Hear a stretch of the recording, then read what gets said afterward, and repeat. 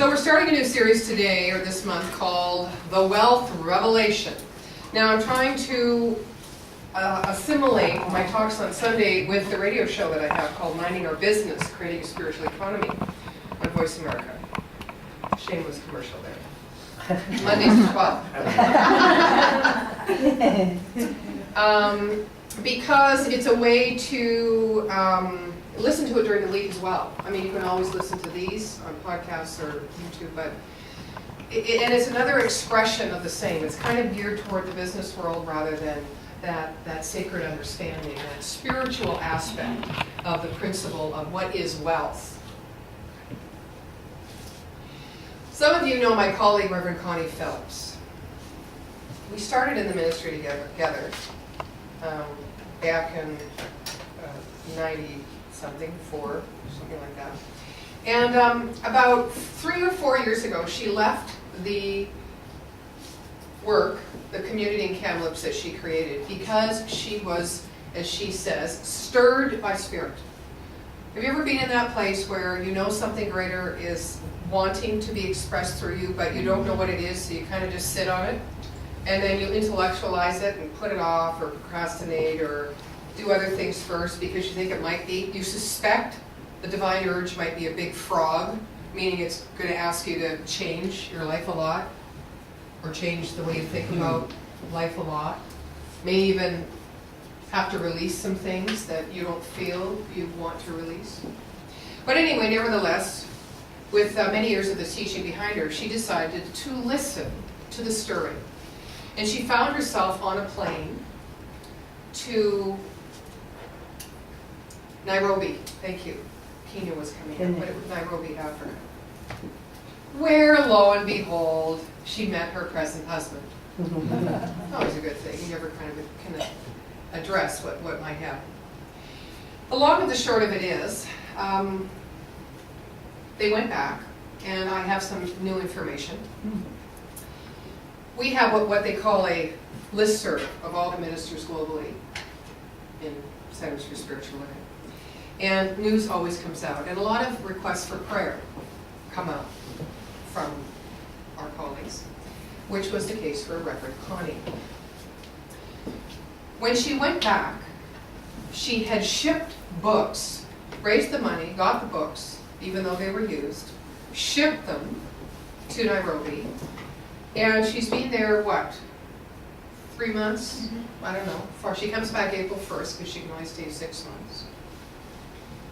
Books didn't come, books didn't come, books didn't come. Well, it wasn't really a surprise to them. But when they finally came, they came with so many charges attached to them that it took $2,500 to get them released for her ministry that she was starting with, which was the last amount of money she had, and she's an accountant, organized for their living expenses till April 1st.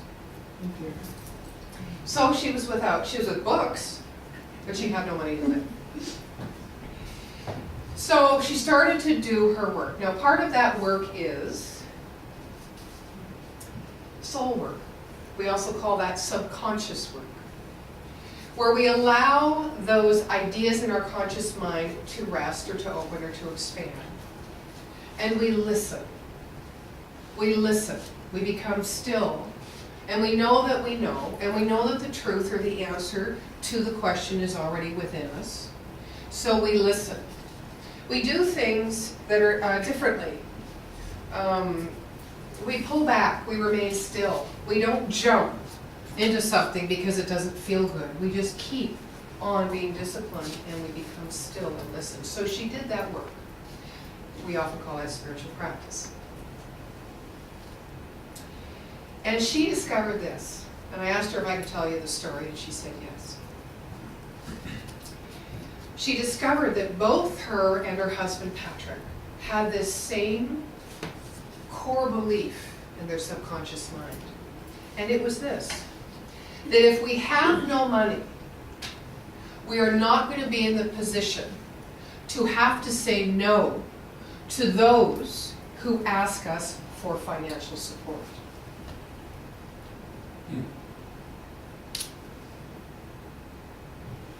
Now, what would the opposite to that belief be?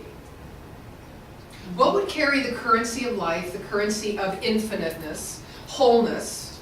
What would carry the energy of enough? If I had lots of money,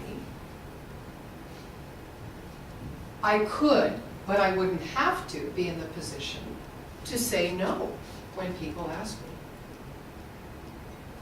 me. You can come at that from either end. Why do we choose the end that has the energy of lack and limitation, of struggle and of suffering? We're talking today about, so the end of the story. The end of the story is when they discovered this, they turned it on its ear, which is what we do when we do treatment. We know the greater truth about that, to move to the energy of the level of truth of the absolute level, a level of principle, of infinite mind of God, which is what I just shared with you. And we focus on that. And so the energy and everything starts shifting and aligning with that. And when that happened, which didn't take long for Connie, she released herself and she got a phone call from Edmonton, where she stays when she comes back for the 6 months, saying, there's 3 checks in the mail. Do you want me to open the envelopes? No, that's not an unfamiliar story, is it? No. We all had the experience, not necessarily with money, but with anything in life, that when we release whatever it is that's blocking us from our good flows.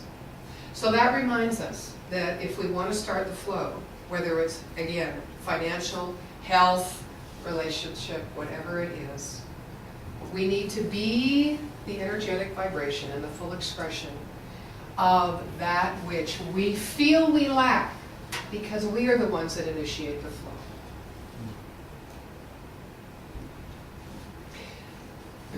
Soul currency. One of my colleagues, Reverend Ernie Chu, wrote a book called Soul Currency. And he talked a lot about spiritual capital. Now we have financial capital, financial reserve. Well, what is spiritual capital and spiritual reserve mean?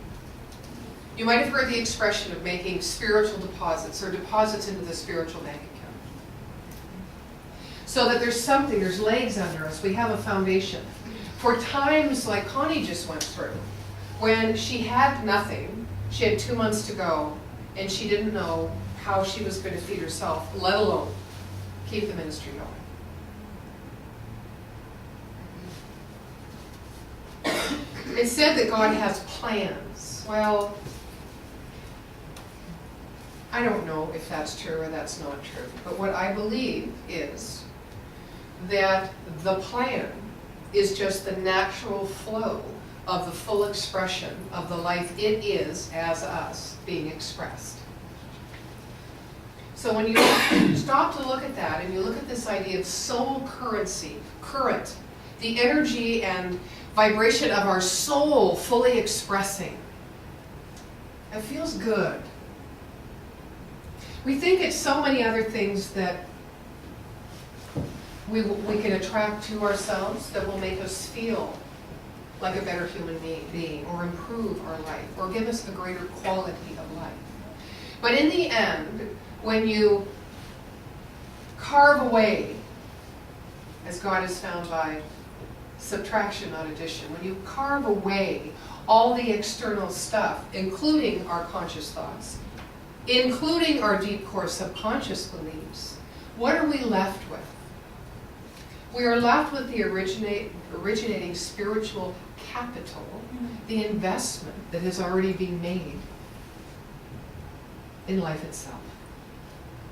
Meaning that we already have everything we need to procure the life we can imagine and claim.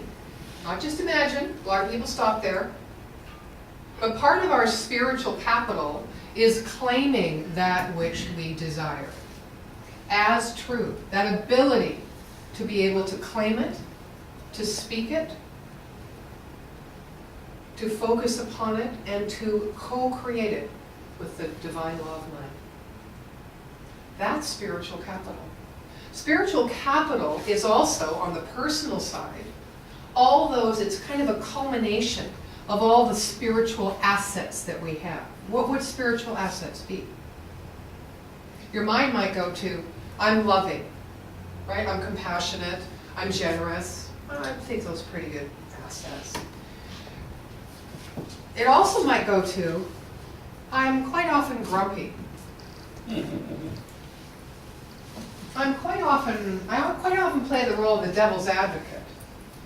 I kind of stir things up. I like to stir the pot, right? I'm a little mischievous. I'm actually doubting Thomas, if you really want to know. I'm a skeptic. Could those be spiritual assets? Anything can be a spiritual asset because everything has spirit within it. So part of moving forward to allow the current, the energy vibration of the soul that is already whole, it just comes here in this incarnation or this way to express, to let it be free and to let it be peace on this planet, is to no longer be divided against ourselves. So as to take those assets and call them all spiritual. Who am I? Well, that's another question for another talk and another day. Because that could go on forever, right? Because we're always changing. But we know our character. We know how we come across most of the time. We know we're complex human beings. We know there's many sides to ourselves. The part that we like to show, which, is only the tip of the iceberg, and that other part, which we have a little bit of trouble even accepting or owning. But as we do, and we bring them all out, we are being fully expressed, and we are therefore feeling free and peaceful inside. Soul currency. So how do you make your deposits into your spiritual bank account? We go back to spiritual practice. We go back to what Connie was doing. What is that saying? Something happens when you're busy. Oh, life happens when you're busy making other plans, right? So what happens when that life happens and it is not what you've prepared yourself for, what you've readied yourself for, what you had hoped, wished, desired? What happens then? Do you make spiritual deposits in your bank account? Do you take the time to be still and reinforce in your own mind the greater truth of who you are and what life is by means of you? Or you get really involved in hell in the hallway?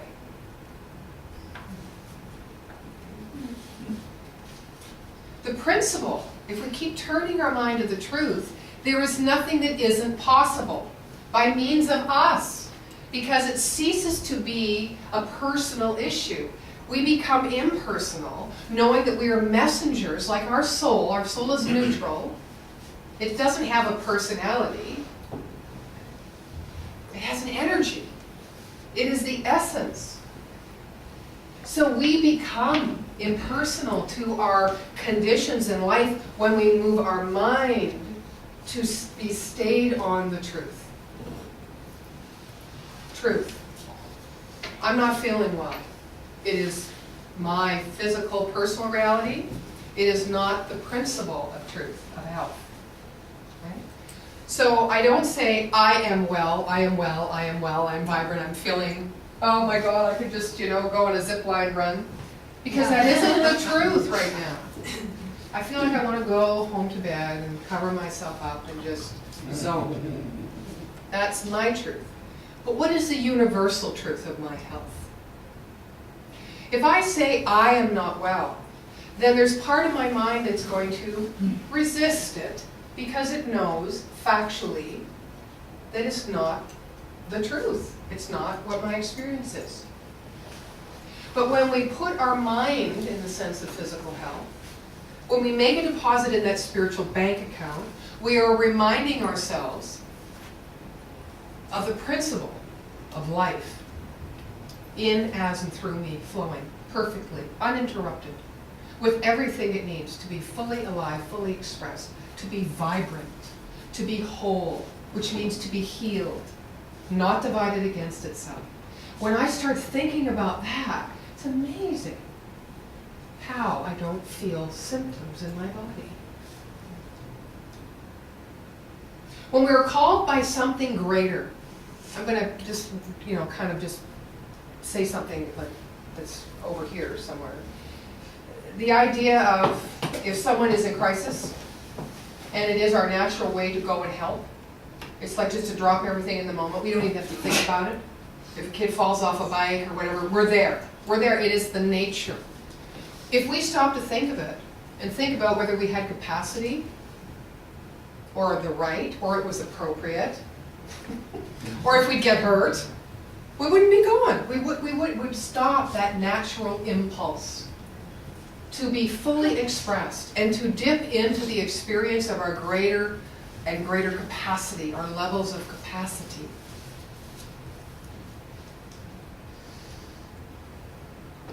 So part of making spiritual deposits in your bank account and amassing the spiritual capital, which is your foundation, so that you can say thank you when the door seems shut and you're in the hallway.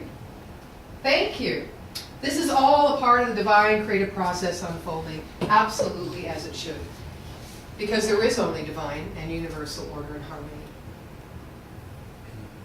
This intelligence knows how.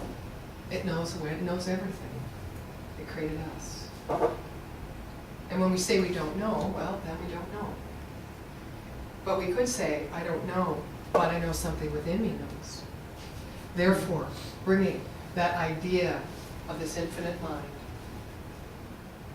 to live and to rest, to express, and to live by means of this form. So is there something in your life right now that you feel you don't have the capacity to deliver yourself into, to attain, to achieve, to express? Maybe it's something you want to say. That you fear the repercussions of. Is there something? Be it big or little, doesn't matter. Because there is really no measurement. When we speak of principle, we speak of wholeness. The unity of one. So I want you to think about that, and I want you to take that into this idea of stillness and reflection. And I'd like you, I suggest and invite to you, to put your mind stayed on the principle of truth with respect to whatever that specific thing is that might be holding you back, that might be stopping those checks from rolling in, that might be blocking the energy of the givingness, the all-lovingness of life itself to be your experience. Remembering that everything that you want to create, or want to be different, or want to experience, starts within you, in your own mind, setting the mental and emotional stage of that similar vibration. Because then the universal principle, or the law of correspondence, we could say the law of attraction, just knows what to do. It just responds. That's what it knows to do. It doesn't know how to think for itself. All it knows how to do is respond. This entire universe and everything in it is linked up to the same system. You know it. You've proved it before. Because when you are grumpy, what happens? When you are loving, what happens? Now, you're probably sitting there going, okay, come on, that's pretty simplistic. Because I've been grumpy and people have been very loving to me. So how does that work? How's the law of attraction working there?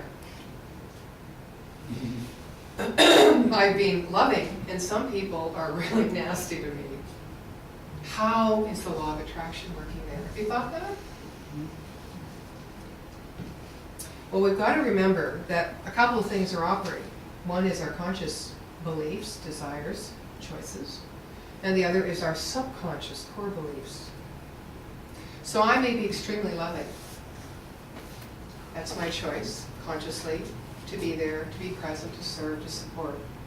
but somewhere deep in me, I'm incongruent. I'm not 100% on board with smiling and serving somewhere. Keep in mind this. Consciousness is more powerful than our subconscious mind. However, the subconscious mind is the creative medium. Conscious thoughts descend into the subconscious. The subconscious holds race consciousness. It holds our own memory, our own past experience. And it holds the law of our being. So no matter what I might be doing here in this moment, consciously, there is something deeper going on in me. And if that something deeper is not congruent with my conscious desire, it's not going to look like what I thought it would look like. Right? So that's our work in Science of Mind. This teaching is really great for that. It really helps you understand. And it gives you tools and ways to smile in the hallway, truly smile. To learn how to smile, not just pretend. Our soul's currency is everything. It is not just smiling. It is not grumpy. It is all things. So as we begin this idea of the wealth revelation, it is a revelation. I'd like to say revolution, but you know, I'm an inner kind of gal, so I chose that word. And as we reveal to ourselves the truth of the wealth that we are, we have revelation after revelation of what is possible by means of us. Our capacity expands. And our focus moves to that place of the greater and higher truth of life, which means of us, as they are one thing. So the next time you get kind of pushed to the wall, like Connie did, for a couple of weeks, whatever the situation, remember to keep your mind stayed on the greater truth principle. There is enough, because we are enough. Everything we need to start the flow or to create an experience of our desire already, here, now, resides in us. We don't need to do anything different, be anything other than who we are. Now that could be good news to you, or it could be bad news to you. Bad news because sometimes when we start to really embody that truth, we look back and we become sad. And that's okay. Be sad. You can look back on your life and go, oh my God, if I only knew that, then look, I wasted all this blah, blah, blah, blah, blah, blah. Self-flagellation, every once in a while we have to go through it so that we can choose not to do that anymore. It's all God, it's all good. So what are you going to do today? To join with that wonderful energy of your soul. What are you going to do? Who are you going to be? It's all up to you. So it is. So it is.